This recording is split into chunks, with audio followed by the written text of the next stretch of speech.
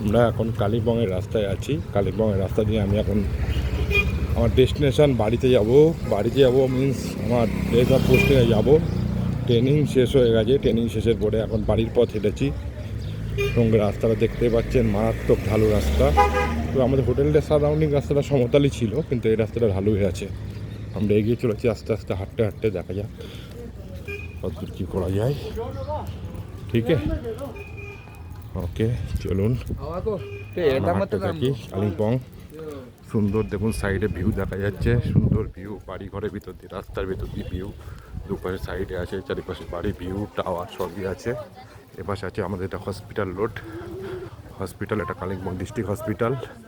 আমার রাস্তা দিয়ে হেঁটে চলেছি আস্তে আস্তে, যে কালিম্পং ডিস্ট্রিক্ট হসপিটাল, এই পাশে হচ্ছে হসপিটাল কোয়ার্টার। আমরা এগিয়ে চলেছি, চলুন দেখাই কতদূর কী দেখানো যেতে পারে। চলুন, আবার পরে ভিডিওতে দেখা হবে।